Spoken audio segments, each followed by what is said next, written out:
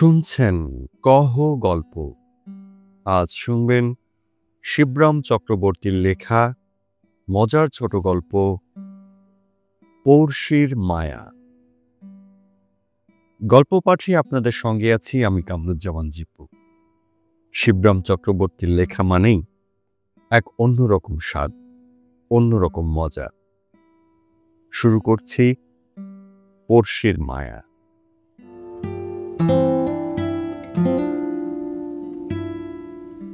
আমার বন্ধু নৈনিতাল যাবার আগে তার একটি তাল যে আমার উপর ঠুকে যাচ্ছে তখন তা বুঝতে পারিনি, টের পেলাম পরে।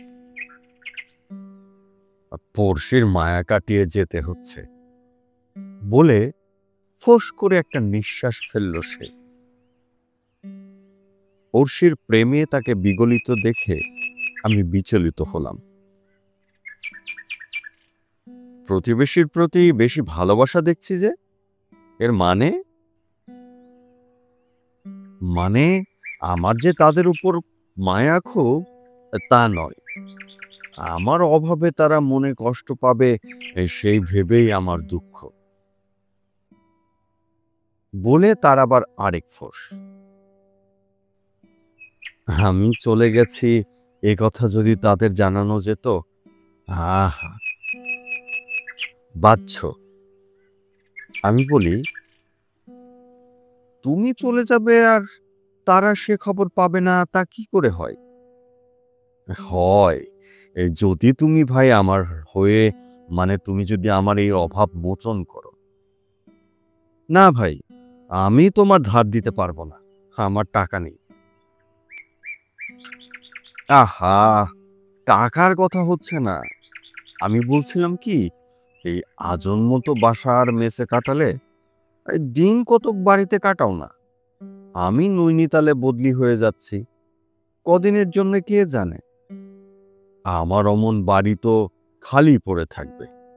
ওয়েল ফার্নিশড হাউস, খাট বিছানা দেরাজ আলমারি সোফা সেট সবই ওখানে থাকবে, কিছুই নিয়ে যাব না। তার উপর ফ্রিজ আছে, ফোন আছে, আর কি চাও? বাসায় ভাড়া না গুনে যতদিন আমি আসি আমার বাড়িতে গিয়ে বাস করো না কেন?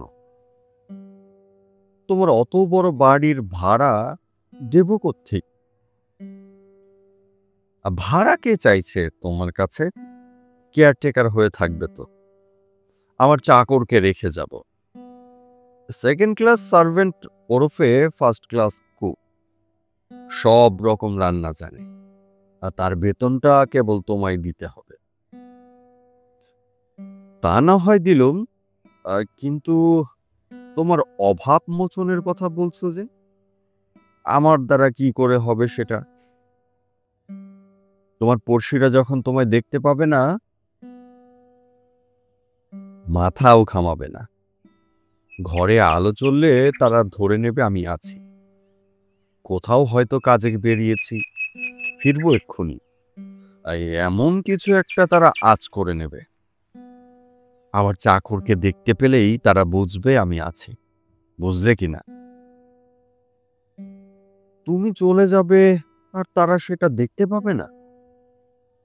আরে আমি নিশুতি রাতে কাটবো, আজ রাত্রেই, আর খালি একটা সুটকেস হাতে নিয়ে। তুমি কাল সকালে সুবিধে মতো গিয়ে সেখানে উঠো, কেমন? চাকরকে আমি বলে যাব সব। সকালে যখন বন্ধুর বাড়িতে পা বাড়ালো, দেখি ড্রয়িং রুম ভর্তি লোক। একখানি খবরের কাগজ নিয়ে পড়েছেন সবাই। সেরা কুশন চেয়ারটিতে একটি যুবক ত্রিভঙ্গ হয়ে বসে। অপরিচিত হলেও আমাকে তিনি অভ্যর্থনা করলেন। আসুন আসুন, এই প্রথম আসছেন বুঝি এখানে, বলে তার পাশের আসনটিতে বসতে বললেন। তা হ্যাঁ, বলতে পারেন বটে, বলে আমি বসলুম। এ পাড়ার সবে এসেছেন মনে হচ্ছে, তিনি শুধালেন আবার। সে কথা সত্যিই সাই দিতে হলো আমার। ভদ্রলোক আজ নেই, তিনি জানালেন। থাকলে এতক্ষণ চা হতো আমাদের, চাকরটা আছে, কিন্তু সে কোনো কথা শুনবে না। সে যেন কিরকম।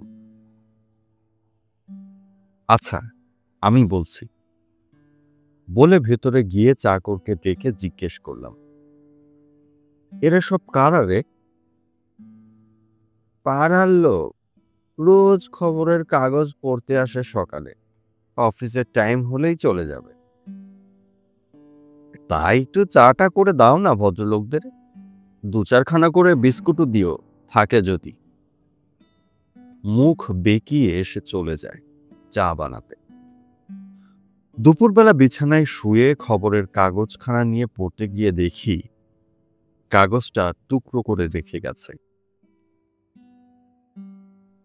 7 জনে মিলে পড়বার সুবিধা করতে কাগজখানা 9-6 করে ফেলেছে। এখন তার লেজা মুড়ো মিলিয়ে পড়া দুষ্কর। তবু জোড়াতাড়া দিয়ে পড়ার চেষ্টায় আছি। এমন সময় এক পাল ছেলে এসে হানা দিল। এসেই তারা আমার খাটের তলা থেকে 3টে ক্যারাম বোর্ড টেনে বার করল। সেখানে যে ওগুলো লুকায়িতভাবে ছিল তা আমি জানতাম না। বার করে আমাকে বিন্দুমাত্র গ্রাহ্য না করেই খটাং করে ক্যারাম পেটাতে শুরু করে দিল সবাই। ঘণ্টাখানেক পেটাবার পর ওদের একজন বলল, ভারী খিদে পেয়েছে ভাই, বিস্কুটের টিনটা বার করতো। বলতে না বলতেই ওদের একজন লাফিয়ে গিয়ে দেরাজের মাথা থেকে টিনটা পেরে আনলো। সবাই মিলে ভাগাভাগি করে নিতেই টিনটা ফাঁকা। চকলেটের বাক্সটা কোথায় আজ লুকিয়ে রেখেছে কে জানে, বলে একটা ছেলে, লোকটা ভারী চালাক কিন্তু। খুঁজতে খুঁজতে বাক্সটা আমারই মাথার তলা থেকে বেরোল, বালিশের নিচের থেকে, অথচ আমি বিন্দু বিসর্গও জানি না। এতগুলো উপাদেয় চকলেট আমারই সম্মুখ থেকে আমার মুখের থেকে চলে যেতে দেখে দুঃখ হয়। মুখ ভার করে আমি তাকিয়ে থাকি। একটা ছেলে আমার মনের কথাটি টের পেয়ে এক টুকরো আমার হাতে তুলে দেয়। খান না, আপনিও খান, খান একখানা। তোমরা স্কুলে যাও না? আমি তাকে শুধাই, যাওনি কেন আজ? বা, ভ্যাকেশন যে, সামার ভ্যাকেশন তো, এখনো 1.5 মাস ছুটি। ও বাবা, আমার মুখ ফসকে বেরিয়ে যায়। চকলেট পর্ব সাঙ্গ হবার পর ক্যারাম পেটা শেষ করে ফুটবল পিটতে তারা যায়। সন্ধ্যেবেলায় ড্রয়িং রুমে বসে আছি চুপচাপ। এমন সময় সকালবেলার ভদ্রলোকদের একজনের পুনরাবির্ভাব, তার পিছু পিছু আরেকজন। কতক্ষণ এসেছেন? একজন শুধলেন, রেডিওটা খোলেননি এখনো? ভদ্রলোক বাড়ি নেই বুঝি? রেডিও আমার 2 কানের বিষ, আমি জানাই। সে কি কথা, আজ একটা ভালো নাটক ছিল যে, বলে তিনি নিজেই এগিয়ে গিয়ে রেডিওটা চালু করে দিলেন। একে একে সবাই এলেন আমাদের রেডিও শুনতে। চাকরটা গেল কোথায়? তেষ্টা পেয়েছে বেজায়, 1 গ্লাস জল পেলে হতো। বাজারে গেছে বোধহয়, বলে আমি নিজেই জল আনবার জন্য উঠতে যাচ্ছি, কিন্তু আরেক ব্যক্তি বলে উঠল, যাও না হে, ফ্রিজটা খুলে নাও না গিয়ে নিজে, বোতল বোতল ঠান্ডা জল ভর্তি রয়েছে, কত খাবে? বলতেই পিপাসার্ত ভদ্রলোক উঠে গেলেন। সঙ্গে করে তিনি নিয়ে এলেন 3 বোতল জল, গোটা 10 গ্লাস এবং আরো কয়েক বোতল। তিনি প্রকাশ করলেন নিজেই, এগুলো ফ্রিজের ভেতর পেলাম, পাইনঅ্যাপেল, অরেঞ্জ আর ম্যাঙ্গো সিরাপ। এসো, শরবত করে খাওয়া যাক, খাসা হবে। কতগুলো বরফের টুকরো এনেছি, এই যে। গ্লাস গ্লাস বরফি, শরবত ঘুরতে লাগলো হাতে হাতে। আমি ওদের একজনকে আড়ালে পেয়ে বললাম, এতই যদি আপনার রেডিওর শখ, কিনতে পারেন তো একটা ট্রানজিস্টার সেট। দাম আর কত, এই এমন বেশি নয়। তাহলে বাড়িতে বসেই শুনতে পারেন আরাম করে। রেডিও কিনে বাড়িতে বসে শুনবো? বলেন কি আপনি? হ্যাঁ, তিনি বললেন, পাগল হয়েছেন? এখানে পাখার তলায় কুশনে বসে আরামে হ্যাঁ, রেডিও কিনি আর যত পাড়ার লোকেরা বাড়িতে এসে ভিড় জমায়। হ্যাঁ, বাড়িতে রেডিও রাখার ভারী ঝামেলা মশাই। ভদ্র মহোদয়েরা বিদায় নিলে 1 মাসের মাইনে আগাম দিয়ে চাকরকে আমি বিদায় দিলাম। তারপর নিশুত রাতে সদরে তালা দিয়ে বন্ধুর বাড়িকে তালাক দিয়ে উঠলাম এসে মেসে, নিজের বাসায়, পড়শিদের মায়া কাটিয়ে।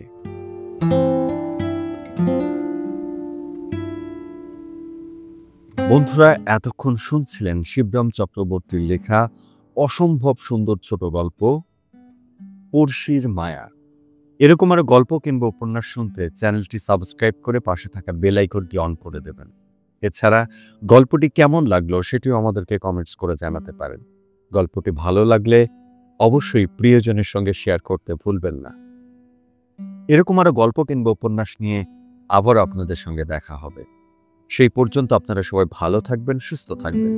মোস্ট ইম্পর্টেন্টলি, কহ গল্পের সঙ্গী থাকবেন।